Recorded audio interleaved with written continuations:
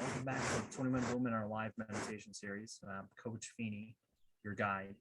These sessions are designed to help you dive deeper into yourself, manage life stress, and optimize your human potential. And once again, we find our seats, and this is however you feel comfortable. Could be in a chair or sitting cross-legged on a cushion.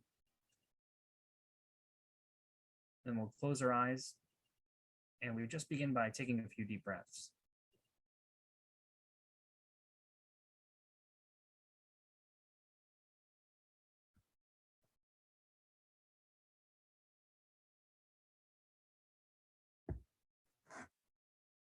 Become aware of the sensation of sitting through the heaviness of your body.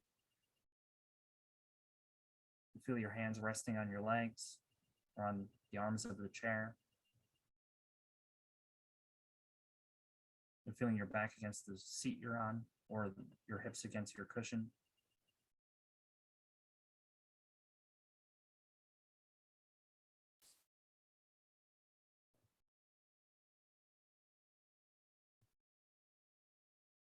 And then notice the breath wherever you feel it most clearly. And just letting it come and go naturally.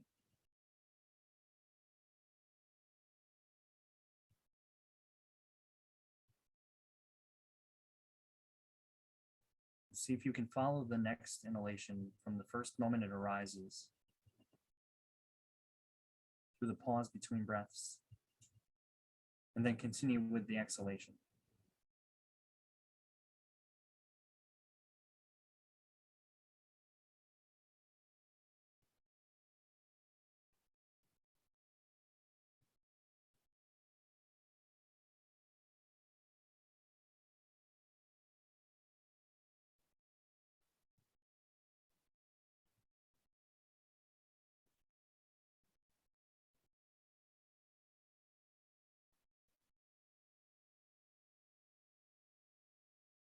And as you continue this way, just notice each breath as it comes.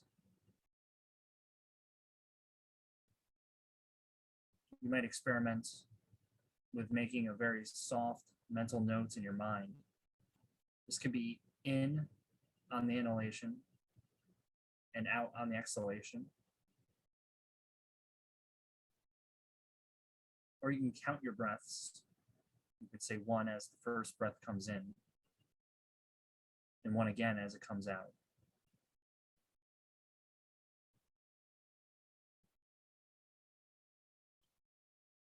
And then continue on there. And each time you lose the thread, you can begin again at one.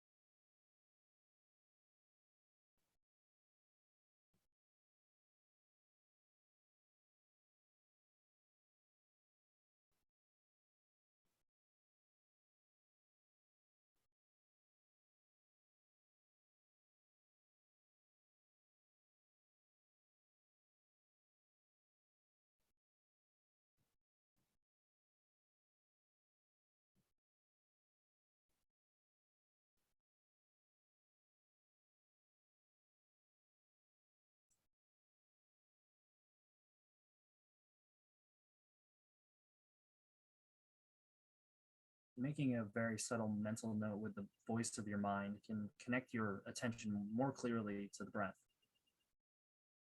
So you might play with either the in and out or counting technique. And the moment you notice you're thinking or have forgotten entirely that were trying to meditate, just notice the thought itself whether it's language or images in the mind. Notice what happens to it. See how it dissipates. Where does it go?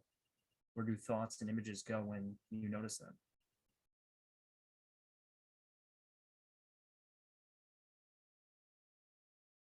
And then come back to the sensation of breathing, or the feelings in your body, or to the sound in the room where you're sitting.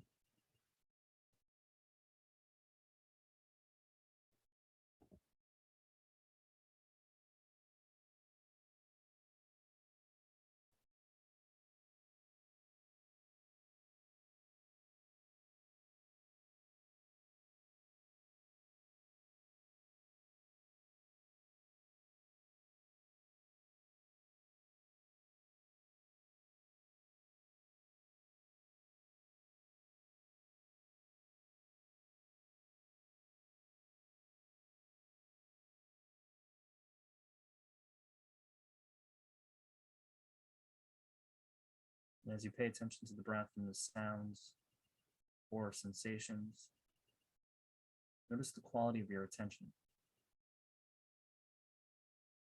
See if you can remain totally relaxed but precise. There's no reason to struggle here. Just notice what you notice in each moment. Sensations or sounds or thoughts.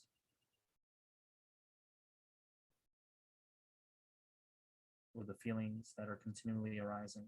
Simply observe the next one clearly.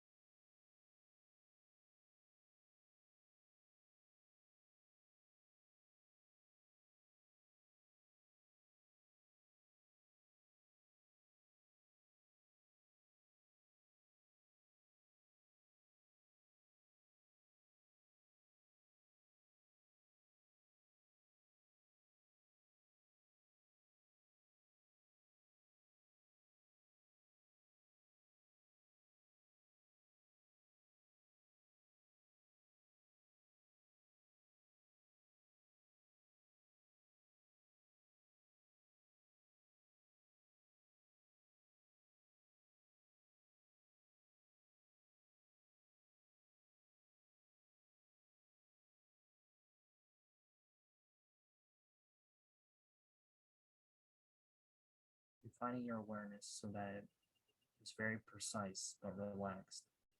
You're not struggling to get closer to the breath. It's already entirely here in consciousness. It may be very subtle at moments. And there are times where the sensation can entirely disappear. Just pay clear attention to whatever you can notice in each moment.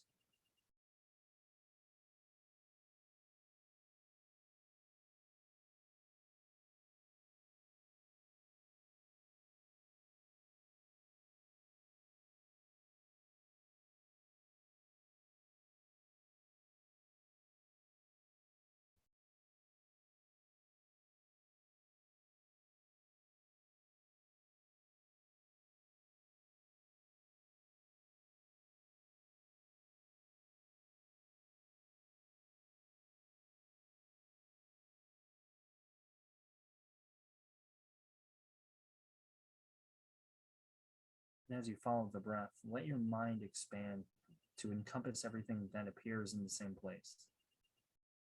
The place where you notice the breath is the same place where you're hearing sounds and feeling sensations in your body.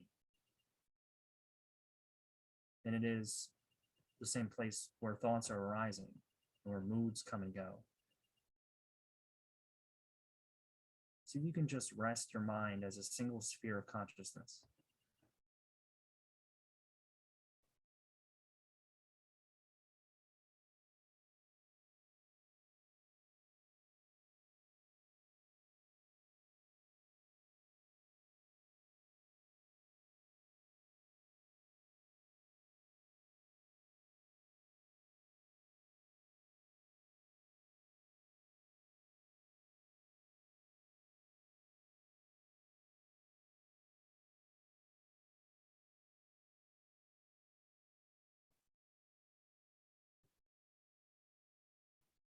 Take a moment to listen to the sounds where you're sitting. Notice how they arise all on their own. You don't produce them. You can't choose whether or not to hear them. You don't know what you'll hear next.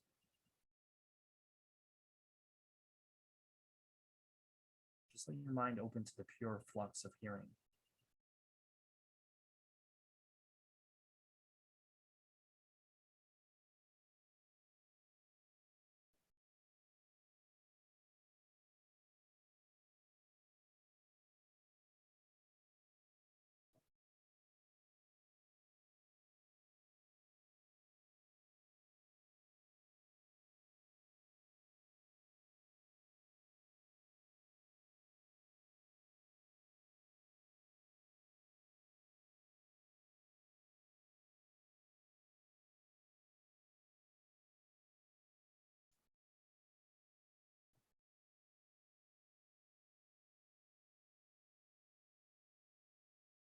Now do the same thing with sensations in your body. The feeling of having a body itself is arising in the same space.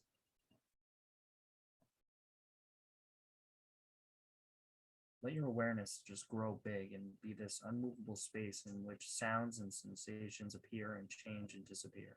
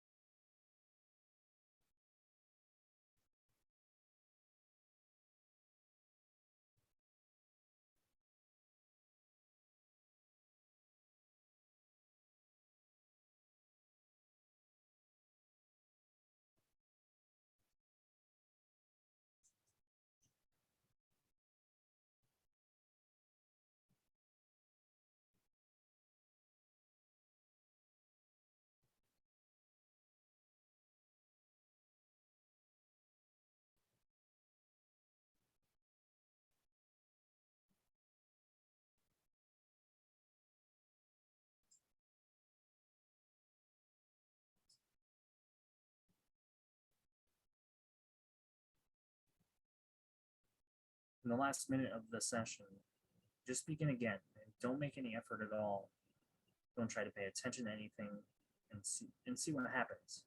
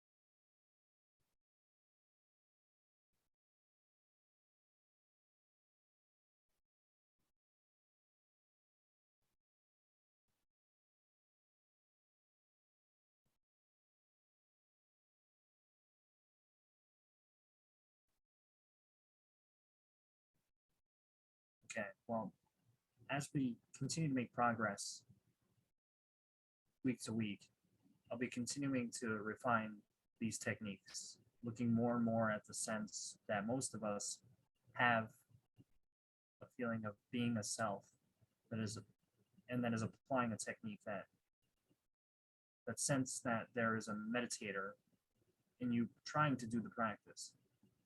That's something that will come under increasing scrutiny over the next few weeks of progress. We have this notion that mental growth stops in adulthood. You can learn new things, of course, but your mind itself doesn't improve, or at least that's what people seem to imagine. And so we seem to view our minds as being entirely distinct from our bodies because we understand that physical training is real. There are people who have lost hundreds of 100 pounds and become competitive triathletes, right?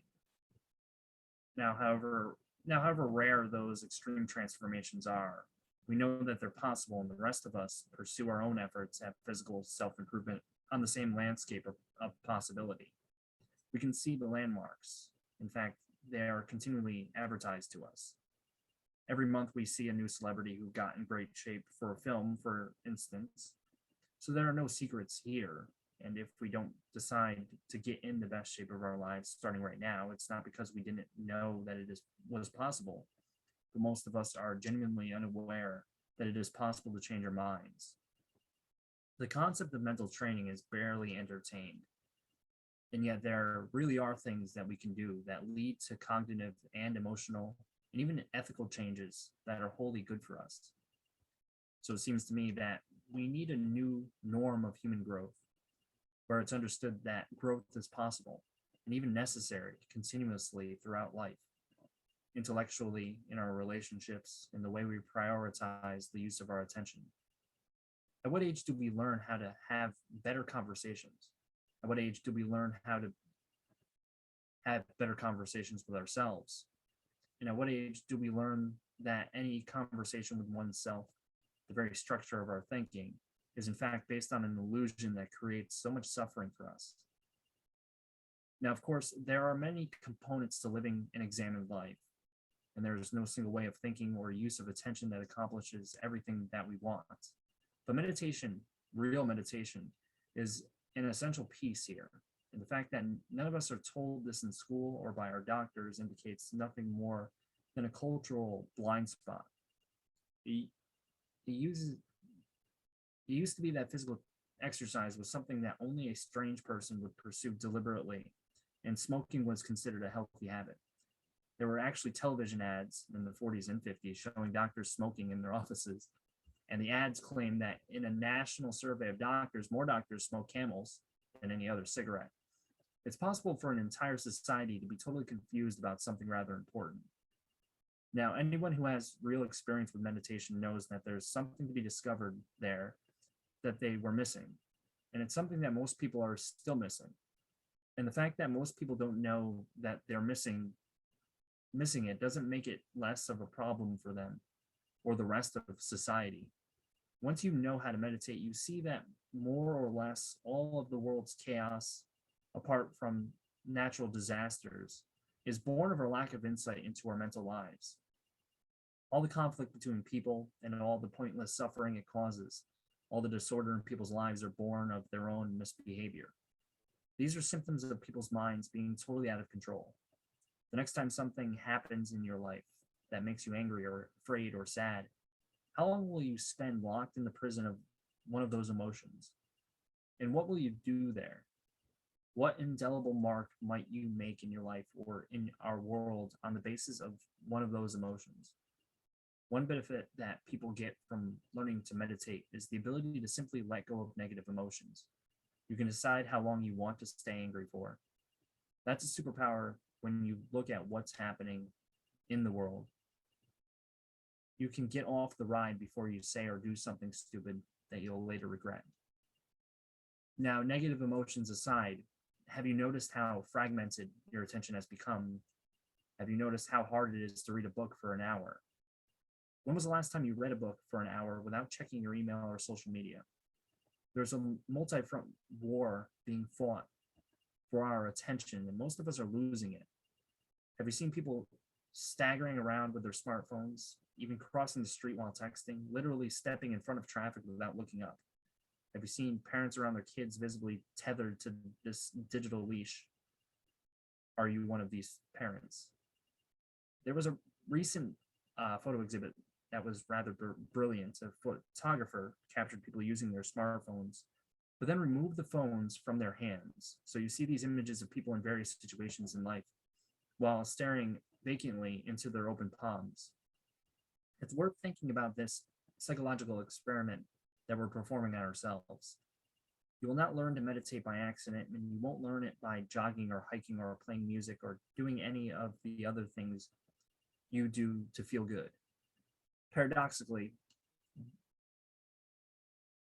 once you know how to meditate, you can experience the same insights into the nature of your mind while jogging and hiking and playing music and doing all the other things you like to do.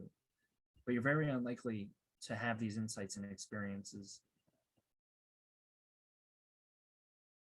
associated with your change in perception of yourself and the world without explicitly learning the practice of meditation.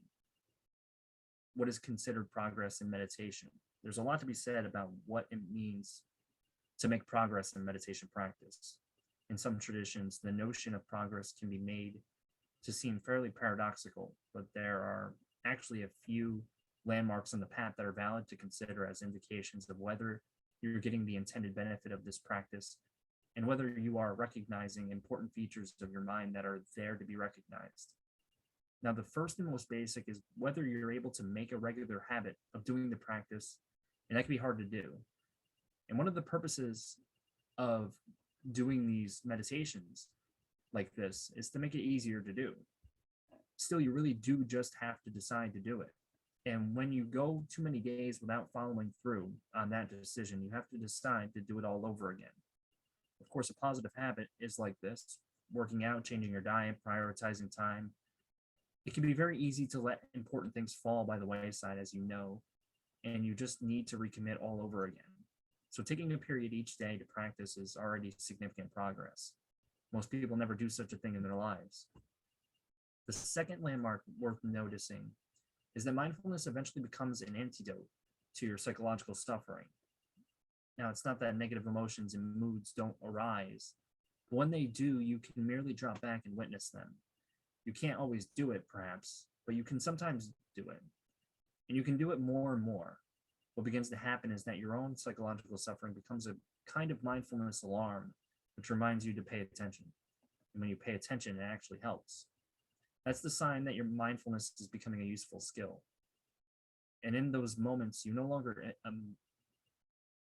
imagine that your suffering is coming from the outside. You're no longer disposed to merely blame the world or other people. You recognize viscerally that the thing that made you angry or anxious wasn't the true cause of your suffering. The true cause was internal to your mind, and you can take responsibility and notice this process and relax the apparent hold it has on you. And in your meditation practice, you begin to understand meditation isn't about creating a pleasant state that you hold on to for 10 minutes or for an hour. Some people have written that, or some people have said to me that I sometimes can talk too much during some of my guided meditations because I talk so much they can't settle into a truly meditative state. All I can say is that if my speaking disrupts your meditation, you're not actually doing the practice. You may be doing some other practice, but it's a far less interesting one. Real mindfulness is totally compatible with listening to someone speak and understanding their words. And in fact, ultimately, whatever state you associate with successful meditation needs to be relinquished, because the goal is to recognize how consciousness already is, not to produce some feeling of inner peace. And the truth is, people can spend a lot of time in their practice, years and years, not understanding this. So further progress comes in understanding that this practice is not about being calm or peaceful merely. Ultimately, meditation is about recognizing that consciousness is already free of the problem you're trying to solve in this moment. It's already open, wide open, and uncontaminated. It already transcends its content. It's already free of the feeling of self, this feeling of being separated from experience, this feeling of being a passenger in your own body, stuck up in your own head. And glimpsing this freedom again and again is different than manufacturing some transitory state of peacefulness or merely reducing your stress. Glimpsing the freedom of consciousness is actually compatible with feeling acute stress. Sometimes we need to feel stress in order to do creative and meaningful work. Some stresses are good for you. So the insight to be gleaned here is something that's just as available during a hard workout or when confronting some other challenge as it is when your eyes are closed and you feel deeply relaxed. So progress in meditation ultimately entails that we become less precious and inward about the practice of meditation itself. The skill we're cultivating here is the ability to simply leave everything as it is and to recognize the intrinsic freedom that is already present in this moment of consciousness.